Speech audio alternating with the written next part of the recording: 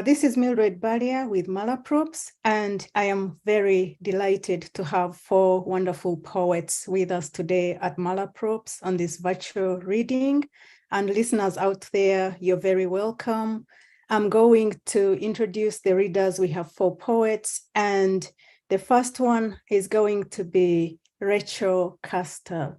And she is the author of Flatback Sally Country, which came out early this year from Terrapin Books, and The Temple She Became, which was published by Five Oaks Press. Rachel is editor-at-large for Open, a journal of arts and letters, and she was also a 2019 NAF Fellow.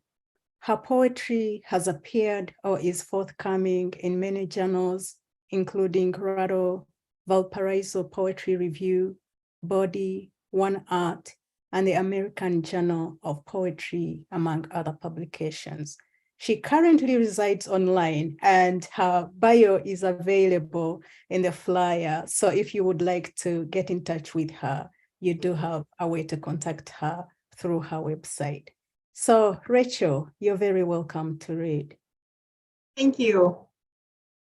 I'm going to start off with a poem called History. There is only one story, a woman says, and maybe she is saying something about the truth, or maybe not.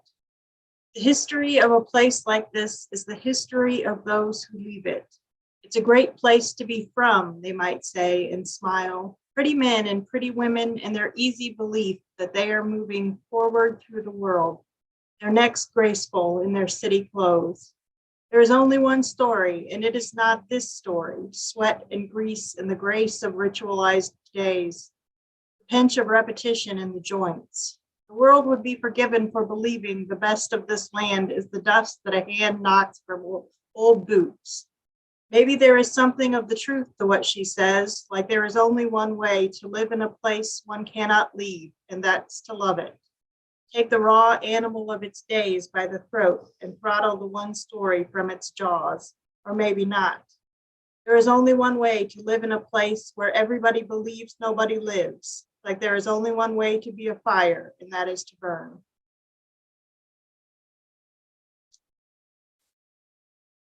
Next, I'm going to read a poem called Settlement.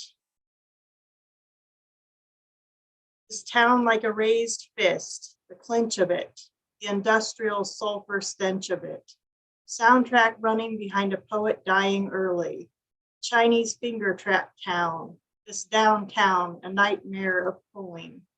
This town that eats its own. This town where everybody eventually ends up. Pretending to be purgatory town, but what is the difference between burning away the sin of a soul and burning a soul for sin? Simply eternity.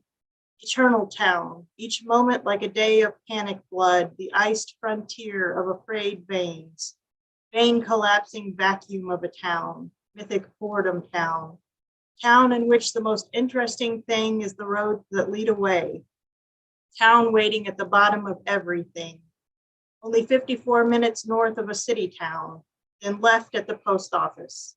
This movie poster of a man's shadow standing over a girl town, the silent picture town, town where nobody becomes anything, town where everyone becomes something in the mouths of everyone else, everlasting gobstopper town. If you were a person, you'd be a bully town. If a god, you'd be silent. If you were a movie scene, you'd be that one with the idiot kid rapturous over a bag in the wind. We all reuse our Walmart bags town. We all reuse our lovers town. We all kindly refuse your assistance town. We all stand on the courthouse lawn and release balloons town where we never receive letters back. Town where if you're from this town, you'll never be a New Yorker town. And if you leave for New York, you'll forever lose this town. Hometown team town, covered cage of a town, where everything happened and keeps happening. Drone of a beehive town relaxing you to sleep. Town that promises to love you as long as you stay, licking pretend honey from your lips. Now I've got Tommy Two Fingers quits his job. You know the store already counts the cost of any limbs get lost to them machines. Think of that. All your gadgets, desperate dreams priced right in. Since I only lost the 2 least fingers on my weaker hand, thank the good Lord I can still strum strings. I got a little less, but I got plans. I ain't just gonna spend this. I got things I wanna do. Now I'm redneck rich. First, I'm buying teeth, a full straight smile. Second, I'll pay off that son of a bitch married to my mother. Then a while on the road. I'm actually a decent singer. Think of that, just because I lost a couple fingers. Like, okay. Okay. All right.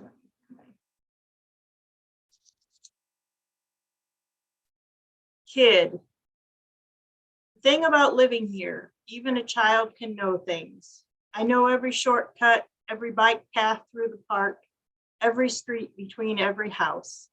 I know every kid who lives in each one, every crack in every sidewalk that can possibly catch a toe or a skateboard or a bike. Who is cousins with who? Whose parents the police don't like? Whose parents the priests don't like? I'm kind of kidding, but not really, you know. It's like that.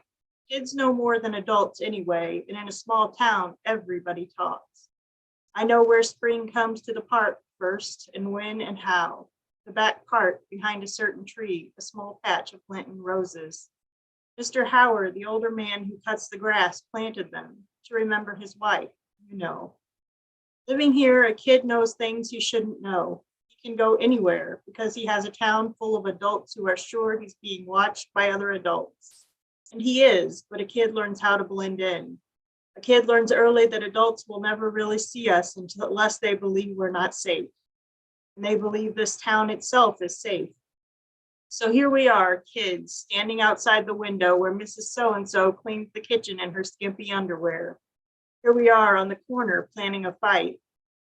Kids are behind the liquor store sipping cheap wine, and kids are in your bedroom drawer stealing joints, because we know every house where the parents hold drugs.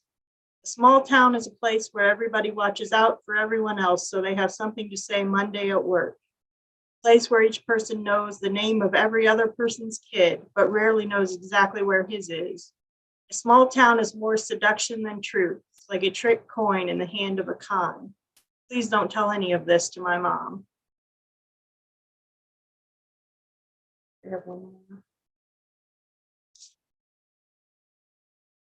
What's that?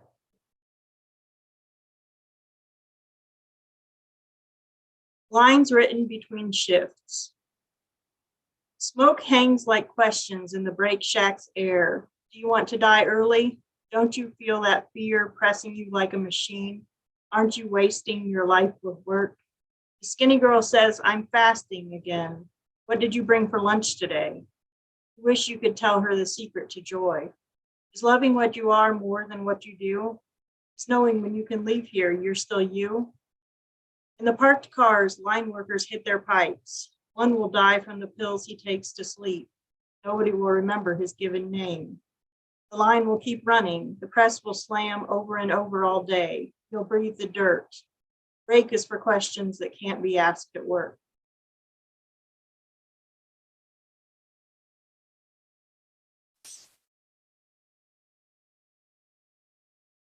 Crank. For a woman who can't afford teeth, it's a well to wish in, a different hell to twist in, a cell to kiss in. Less a pail to piss in than this promise. I'll never really care where you piss again. Machine of a human being who says, if I am a machine, let them have my body. I will go to live among the clouds. What is a drug but a cold coin dropped down the well of a throat? What is a wish but a castle fashioned from smoke? What is a tweaker? The unwinding machine of a woman's jaw, pumping the rusted pistons of her teeth. What is crank? Hot glass, a brief sheen. For a woman who can't afford church, it's a burnt clean. Crank is the grease for the newest American dream. For a woman who can't afford sleep, it's the newest scheme. Cover the hurt of your work with the hurt of your shame. Trade your bones for a good buck. Turn the crank all day, each moment the same. Get fired for stealing a pop off the lunch truck.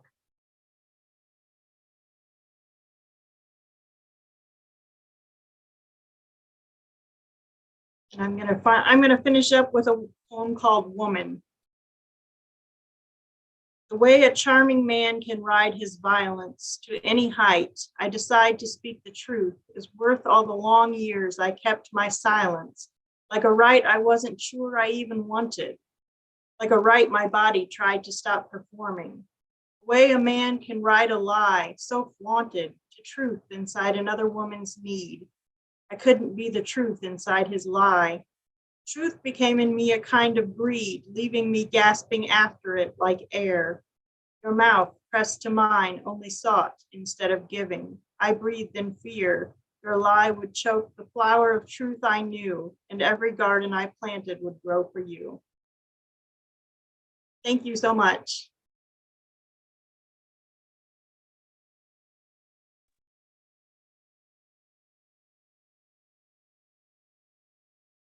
Thank you so much, Rachel. Thank you, Mildred. You're welcome. All right, so now we are going to have our next reader, who is Marybeth Holleman, and she's the author of Tender Gravity. Marybeth is the author of the poetry collection Tender Gravity, which came out last year, and the nonfiction The Heart of the Sound. She's also co-authored Among Wolves and co-editor of Cross Currents North.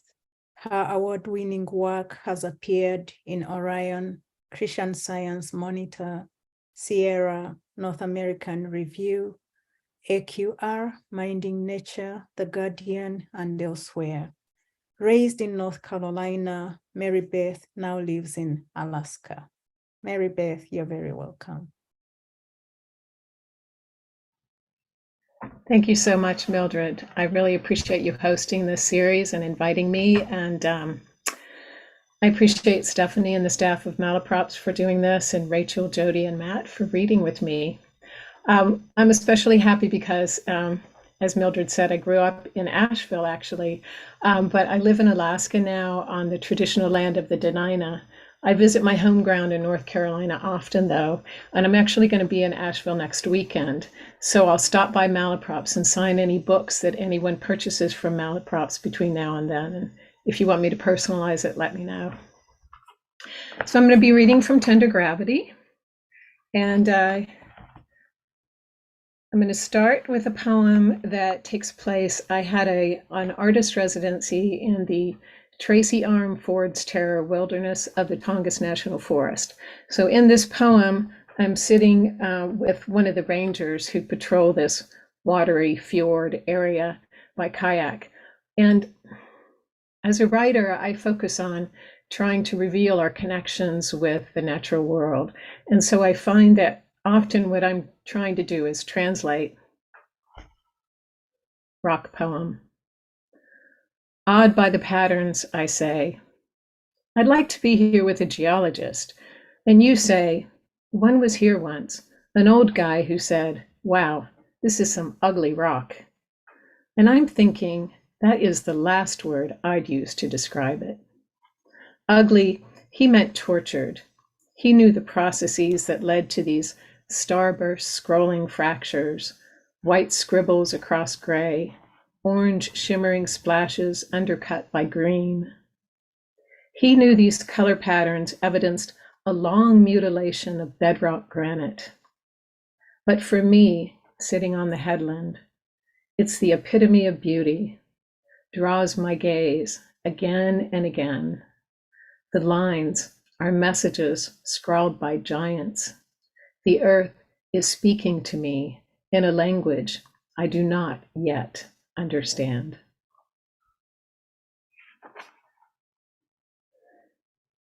So I seek to learn not just from grand landscapes but like that, but also from the small and underfoot beings.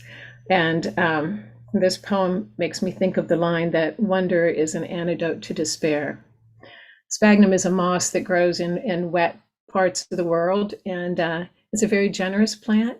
It brings water up from deep to water the other plants that it is in community with. It's also so absorbent that the Alutiiq people used to use it as diapers. Sphagnum. Imagine being able to pull water from deep below to the surface where you live. Imagine being able to hold 40 times your weight of that which you most require. What if it were love? What if you could hold 40 times your weight in love? And what if in that holding you expanded, buoyant and strong, more yourself?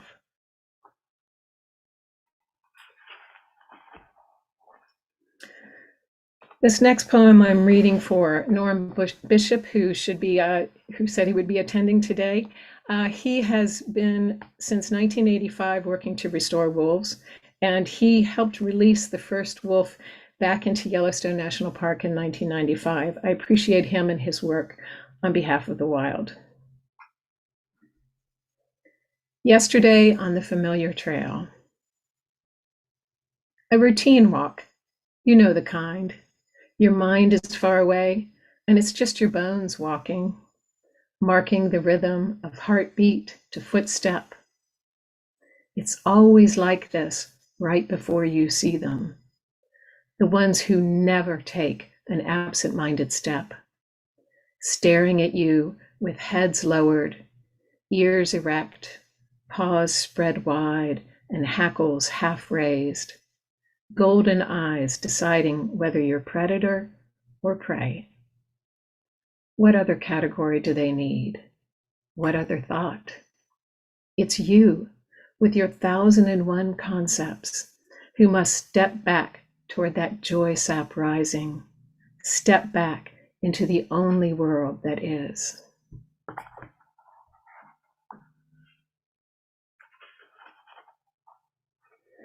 So, in revealing or deepening our relationship with the natural world, I seek to show how our relationship with the more than human world is just as vital and necessary with all the emotional contours as our relationship with other humans.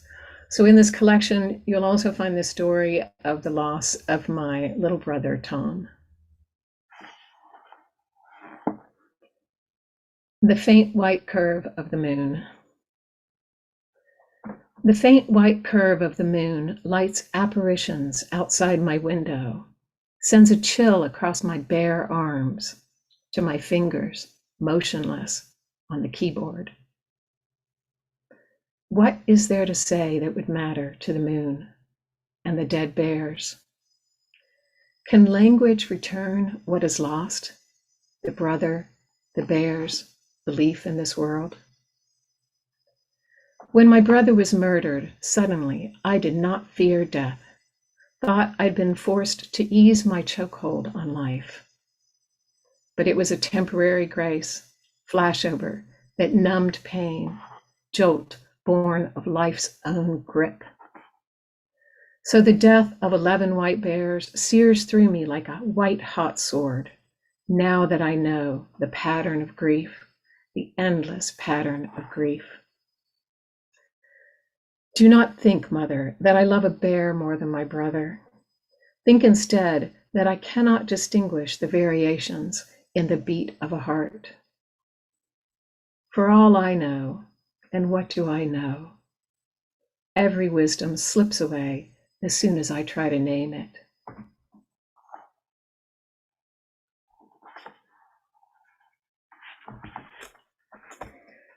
So growing up in Asheville, one of 6 kids, every now and then Beaver Lake would freeze. The other thing to know about this poem, perhaps, is that things freeze in Alaska a lot, and we only have one cold-blooded being, unlike where I grew up. Skating after many moons. It's a small lake, a pond really, or not even that, a wet meadow in summer where one kind of frog who contains some kind of antifreeze in its veins lives. The only one can survive this far north, our only amphibian, only cold-blooded being. And when he was young, my boy, and I wanted to keep him awake to the world. We came here and listened to the frog chorus, recorded it for a scientist cataloging the city's frogs. He wanted to see how changing weather was changing them. Would there be more or less? Would they die out as summers dried? She gave us a recording so we'd know what to listen for, but there was no mistaking the tender high notes, held and overlapping like the rounds I sang at summer camp, calls unlike the looping lilt of birds. Now, when I stand on this frozen meadow, in white figure skates I got when I was just a girl, still in easy love with this world, I hear all that's held under ice. Since we recorded the frog chorus, my boy grown to a man who may or may not notice the frogs are leaving. When I stand here seeking the certainty a child feels about the world that holds her steady, a mother feels for her boy, holding her hand as they cross the damp meadow and stand still, listening. When I move clumsily, cautiously, afraid of reeling head first onto what might crack, my limbs begin to remember from my girlhood the few times the lake froze and my dad took all us kids there, swung us around.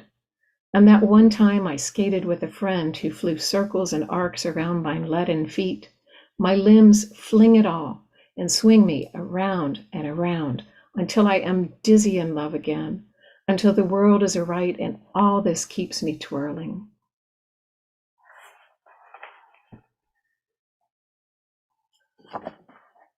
And I'm going to finish with one more poem. This one, the teacher that I refer to is Pema Chodron, who's a Tibetan Buddhist teacher, but it could just as well be the birch tree that grows outside the window of my office here. Out. The tops of the spruce seem to move, though there isn't a breath of wind, and they don't sway as one, but instead each needle, it shimmers as if. In Central America, people are using nothing but sight to record the respiring breath of each plant from leaf to rainforest air. To see a plant exhale. My teacher says all violence would subside, if not disappear, if each of us, everywhere, just paid attention to our breath. In, then out. It's so easy. We don't even have to think about breathing, but when I listen and wait for call and response, I learn there's just so much A scientist claims that the breath of plants can save us from warming climates and acid seas if only we'd regreen the world. To relax, exhale twice as long. Once, I sat on a rock that had recently been under a river of ice, shaped now by the softest green moss, so gently it felt like a breath. Thank you so much.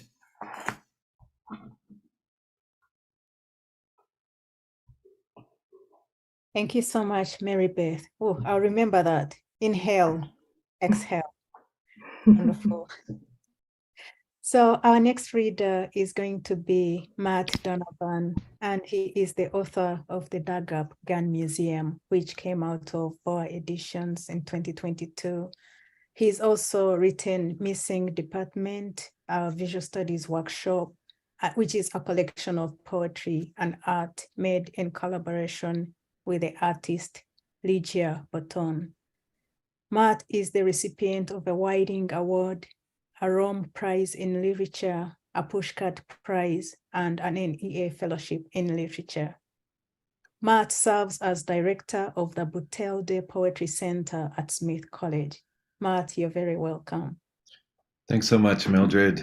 Yeah, thank you for hosting all of us, and thanks to Stephanie as well for all the help organizing this whole series. And thanks to my fellow poets for sharing this virtual space, Rachel, Jodie, and Marybeth. It's really wonderful to be here, and to all of you who are out there in Zoom land somewhere. I think I'll read only work from my new book, The Dug Up Gun Museum.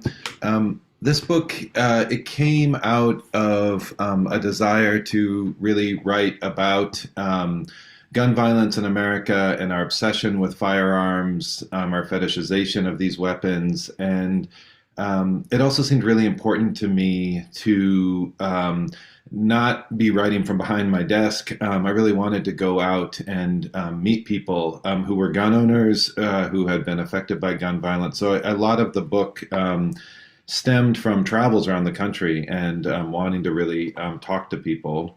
I traveled to a variety of communities in the Midwest, and I used to live out in New Mexico, so that was part of it too, but also to communities such as Sandy Hook, Las Vegas, that have been directly affected by terrible tragedies. One of the places I had the good fortune to spend some time in was Chicago. There are quite a few poems connected to Chicago here.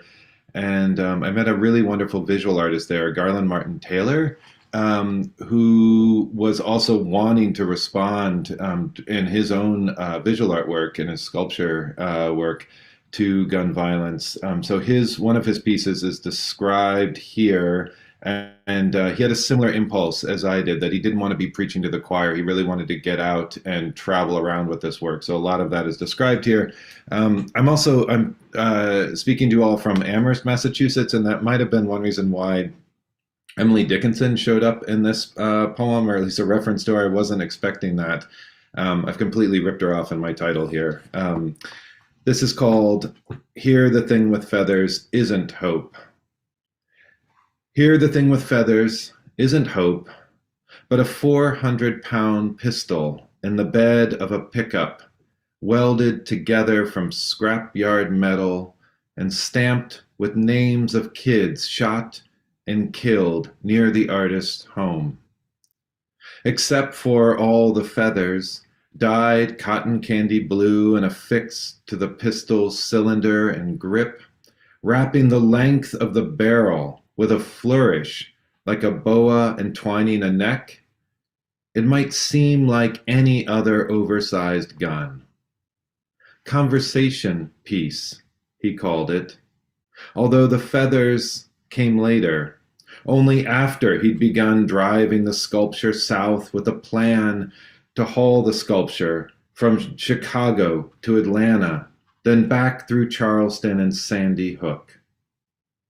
But when he stopped for gas the first time, he knew his art had failed. When a man sprinted across the parking lot to say, "God damn, that's one badass gun." Something needed to change. Maybe feathers could turn the pistol into a thing you approached with a question instead of praise. And if the plumes now covered some of the names, burying the elegies hammered into metal, what choice did he have but to continue driving through town after town, listening to the wind's song whipping across the wide mouth of the barrel, tending to the gun now and then from a sack of feathers he kept in the back seat to use whenever storms lashed things loose. One of the places I spent a bit of time was Cody, Wyoming, which has, as many of you might know, the highest gun ownership per capita in the country. And a little bit strangely, this book of poems and short prose started out as a nonfiction book. And I was initially traveling around, and I would arrive somewhere with a particular question that I wanted to address in a sort of journalistic way. And when I first got to Cody, Wyoming, this was in 2017, and I arrived there at the time when the town was about to vote on whether or not they'd be arming teachers and public school officials. And it hadn't yet gone up to a vote, and it was one of the first towns to put an idea such as that forward. And so I was speaking to someone in this poem who was on the school board, also a gun shop owner. And although we addressed that issue, our conversation took a turn at one point, and that conversation plays out here in this poem. This is called Solipsism, a story. Victim mentality, he told me, means sitting with your back to the door anywhere at all. Even, I was learning, while sipping a Red Bull and surrounded by tourists at the Hotel Buffalo Bill named after his daughter. I'd more likely leave my house without my pants than without my gun.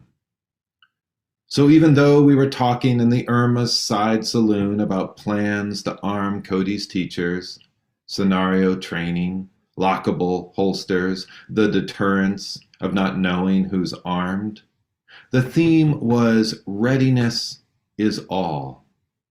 Pistol in hand when opening the front door, peering through his gun shop's window before stepping inside, and how whenever he drives to another town, he'll have an AR-15 and extra mags and a quick zip-off on the back seat, a 45 on the hip, an ankle gun strapped tight, while his girlfriend rides shotgun with a 38 in her purse and a 40 caliber in the back without fail. 5 guns for a drive to Billings, just in case, you never know. What else could I think but, you have to be shitting me, and I can't wait to tell this tale. Before leaving town, I circled back to his store, wanting to hard grip his hand and see what else he might let slip. As I strolled the rifles and pistols, clips and cases, gun safes and gunpowder, waiting for him to finish whatever he was doing with the gun he held, the green eyes of a taxidermy leopard stared at something that was not me. Its dark mouth hinged open enough to show the curved shape someone had chosen for its tongue. Hey, I'm glad you came back. Don't take this the wrong way, but I've been telling folks I met some guy who doesn't own a gun, an unarmed dad, and no one can believe it. We looked at each other for a half beat, maybe more, and didn't say anything about what we were thinking about how each of us had chosen to move through this world, or how both of us by then had turned into a story about something impossible, glimpsed somewhere we thought we knew. I haven't spoken to him since. I'll read one poem that came out of not a visit somewhere, but out of just doing some research into preparation for mass shootings. It's just unbelievably tragic and stunning and appalling, I think, the ways in which our mass shootings have been normalized.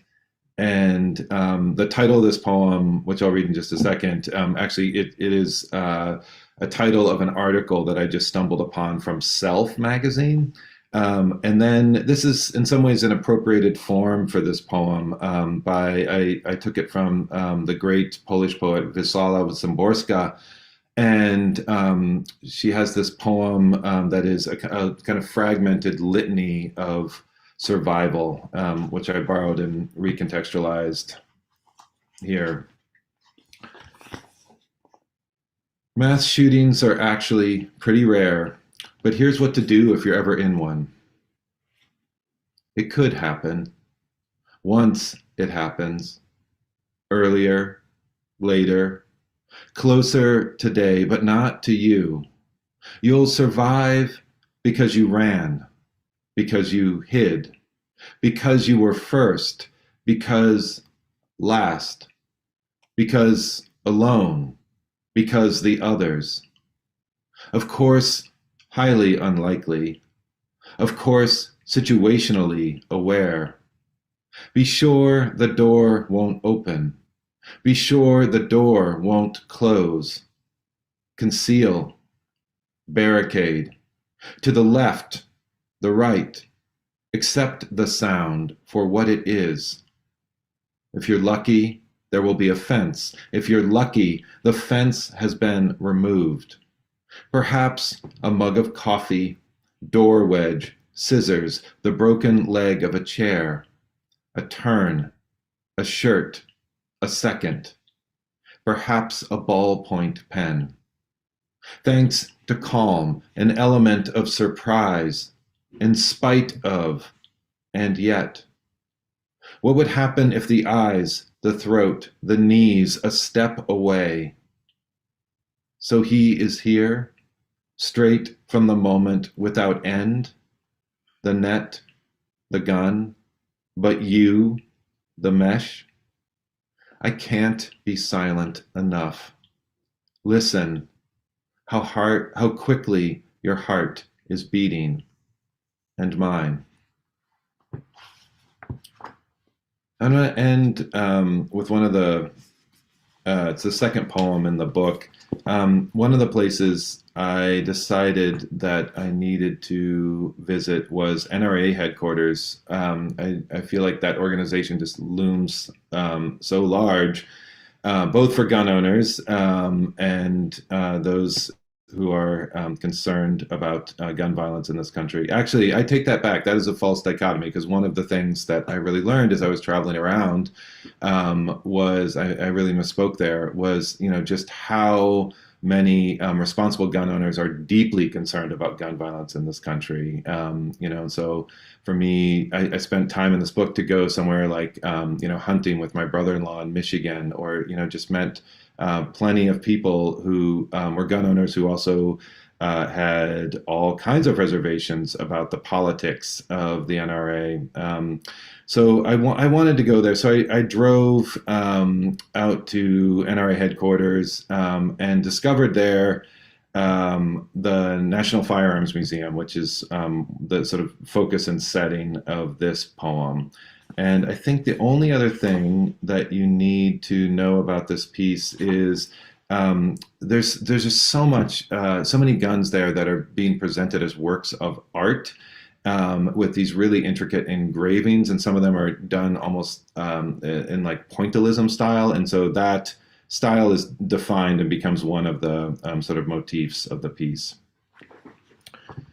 Thank you again so much for having me here, and I'll just plunge into this poem. Thousands or millions of tiny dots of varying size. Once I drove through Virginia slush to NRA headquarters, the winter air humming with the emptiness of my plan, which was not much more than the hope of doing something beyond thoughts and prayers, or any one word I might try to use after seeing a self-defense catalog with its photo of a young girl sitting cross-legged against the cinder block grid of a school wall as she grips a bulletproof backpack, raising it up so that it conceals her body more or less behind a kid-friendly style, which means blue with a cascade of emojis.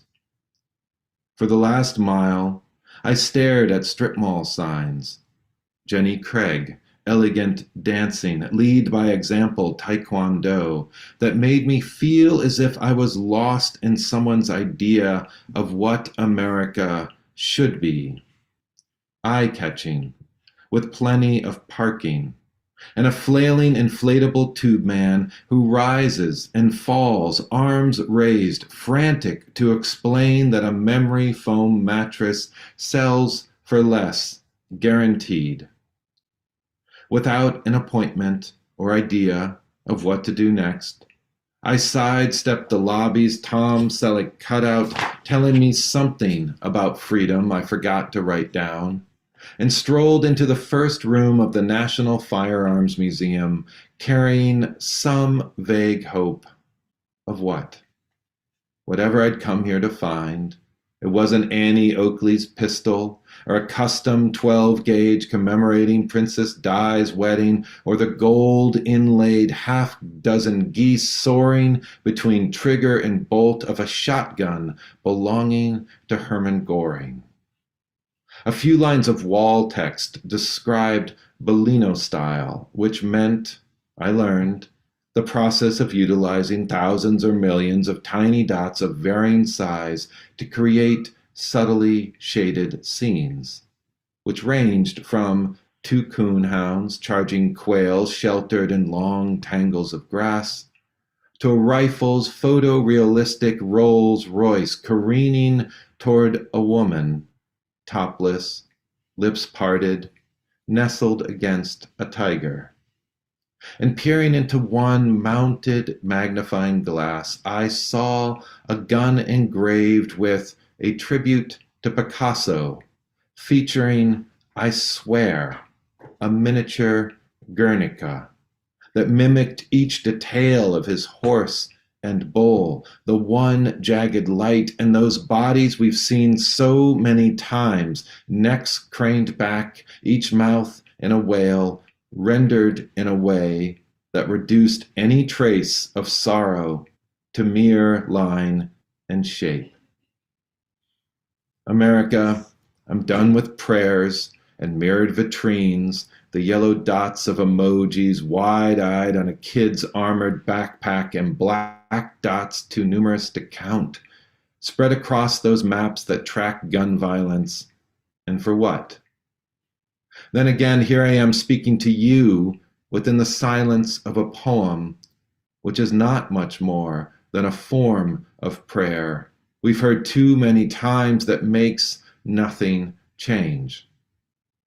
By the time I'd finished wandering through the other rooms, it was too late to do anything but drive the same roads back to the hotel while half listening to classic rock and chasing after an idea about how we should step back and see the shape made by those black dots scattered across the US map. Although haven't we done that already? Stepped back and looked and long known what we've made? Thank you very much. Thank you so much. That was powerful. And I have the pleasure of introducing our last poet today. She's Jodie Hollander. And Jodie is the author of two poetry collections, Nocturne, which is the most recent, and My Dark Horses, which came out in 2017. Both books are published by Liverpool University and Oxford University Presses. Jodie's work has appeared in journals such as the Poetry Review, the Yale Review, PN Review, the Kenyon Review, Poetry London, Verse Daily, and elsewhere. Jodie is the recipient, of a MacDowell Fellowship, a Fulbright Fellowship in South Africa, and also the originator of Poetry in the Parks in conjunction with several national parks and monuments in the US. She currently lives in Flagstaff, Arizona. Jodie, you're very welcome. Thank you. Thank you, Mitty. Thank you, Stephanie and fellow readers. It's been such a pleasure to hear your poems. I'm really delighted to be here today. This is my second collection, Nocturne, which came out just earlier this year in April. It came out in Britain and it's been out since June here in the US. So many of you may know that nocturne means night music, but it can also be a poetic term. And part of the framing of the structure of my book is around dream poems, but it also relates to my relationship with my father, who is a professional classical pianist. So I'll start with the first dream poem in the sequence. This is Dream 1. Dream 1, Liebestraum. The grand piano that fell from the sky did not make a sound as it crushed me, nor did I make a peep lying pinned under the weight of that beast. I felt a cold pedal in my stomach, a wooden leg stuck inside my back, metal strings pressing on my lungs. Around me were tuning pins, damaged hammers, broken keys. I lay very still, not feeling any pain. wondering if perhaps I'd already died. A medic arrives and says, "Blink twice if you're alive." I blink twice, and she slides a stretcher under me and the piano. It takes 8 people to lift us up. The ER expands its doors to fit us through. A surgeon examines us and says, "Clearly, this piano must be removed." And I weep, recalling lying beneath it as a girl and listening to it practice Liebestrom over and over again. Yet even then, I somehow knew it only loved the sound of its own music. A medic wheels us into surgery, and I ask, what will happen to the piano? Too late, it's beyond repair, he says, inserting the needle and drugs in my arm. I wake to beeping, the doctor saying, "You're lucky not to be paralyzed." But I don't thank the doctors for their work, nor do I count my blessings I'm alive. Instead, I grow enraged. I start to scream, "Why the hell did this piano fall on me?" And when no one answers, I just laugh. And looking up, I ask, what else will crash down on me from God's big attic?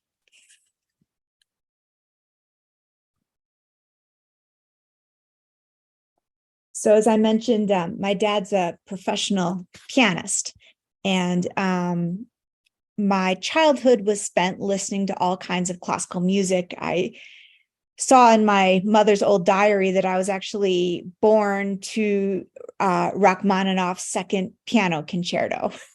So music was pretty much everywhere in my childhood. This one is called Hands. After all, these were good hands, hands that could play Beethoven, Bach, Brahms, or Debussy. Even Rachmaninoff was easy for his hands. Some said he had genius hands like the hands of Helfgott or Horowitz. Others loved his ragtime hands that made him rise from the bench, coattails flying as he wildly played. Somehow his hands had a way of making a room full of people stop talking, listen, and even weep.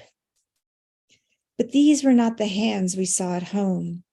At home, his hands were red and dry, his bony fingers cracked and bled and had to be wrapped in bandages. And at home, his hands were always practicing, arching, cracking like strange crustaceans, then scuttling up and down the piano keys. Perhaps then they were happy, but otherwise, his hands stayed hidden in the dark pockets of his slacks, avoiding his wife's hands, the hands of his own kids, and seeming only to ache for the applause of strangers' hands.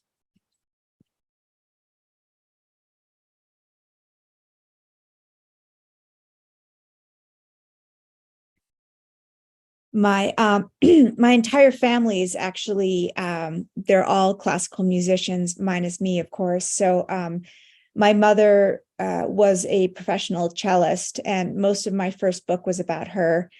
And my sister is a soprano, and my brother is a violinist. This one's called Her Singing Horses.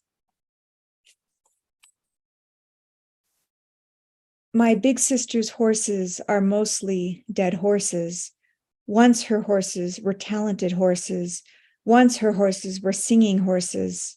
Once people said my big sister's horses had the most gorgeous young voices they'd heard. Everyone said she had show-stopping horses. Everyone said her horses were stars. Everyone said they'd be headliner horses and VIP horses, celebrity horses, the next it horses to sing in New York. But somehow my big sister's horses got sick, and somehow her horses got so fucked up they couldn't sing. They tried and tried to sing, but all that came out was a gravelly sound. No one knew what was wrong with her horses, Even the experts were stumped by her horses. Something must have happened to those horses, something her horses stayed silent about. People gave up on trying to help, and soon no one seemed to care anymore. No one invited her horses to sing. No one wanted to see them perform. People just whispered, "Her horses are sick."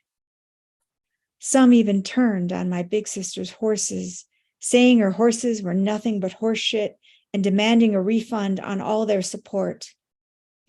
Some of her horses died out of sadness, and those that remained were sunken and thin. Some of her horses slept all day long, and some of them tried to be regular horses, but found it meaningless, depressing, absurd.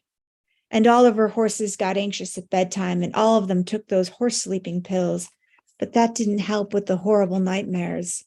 It just made her horses distracted, forgetful, and made them into those kinds of horses.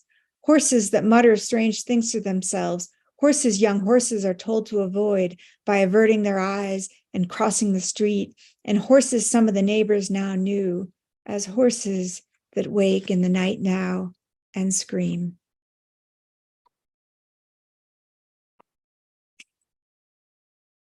They're not all dark in this collection.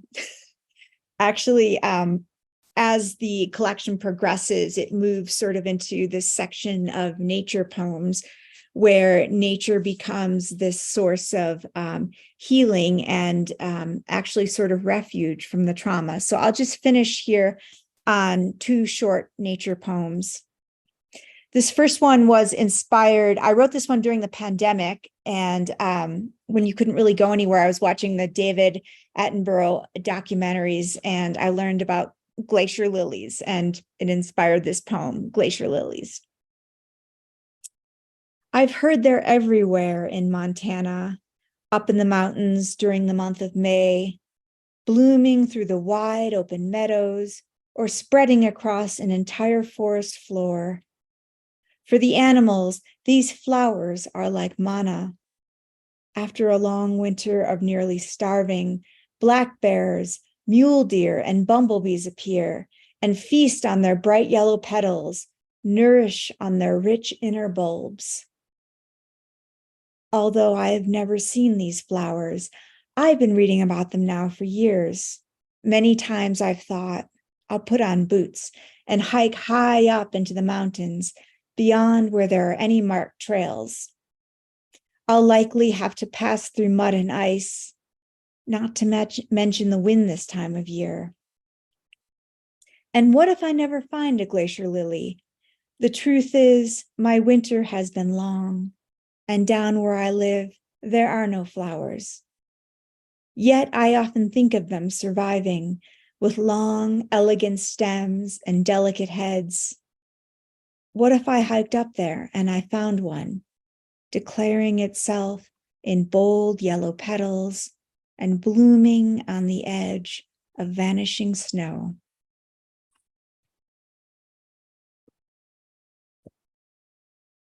Okay, my last poem will be a horse poem. I write about horses quite a bit. This one's set in Australia, where my husband and I lived for a couple of years between 2010 and 2012. Two horses. There is no happiness like the happiness of horses. Just look at these two beauties moving through the landscape. Who has sent them to us, and from what other world? Today I'm watching them meandering together beside the acacia trees. As they pause to eat grass, I see their long tails swaying in the sunlight, and I wonder what they know of life that I don't know. I've seen them stand for hours. It doesn't really matter whether the rains are coming or if that familiar darkness will soon be on its way. Seeing them here today under this vast Australian sky, it finally dawns upon me. My life is more than enough. To be alive is a blessing.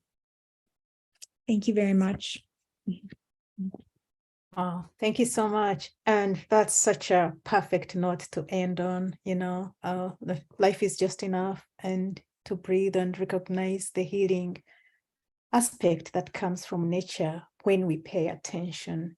So thank you so much, poets, for being with us at Malaprops. Thank you so much, Jodie, Hollander. Thank you so much, Matt, Donovan. Thank you so much, Marybeth, Holleman. And thank you so much, Rachel, Custer. We do have your books at the bookstore. So our listeners out there, make sure you click Malaprops page or come to the store and purchase these wonderful copies to read more of the poems. And I will look forward to seeing you on October 1st in person at the store for the next poetry reading. My name is Mildred Barria, and I am happy to do this with Stephanie today. Thank you so much. Have a wonderful evening.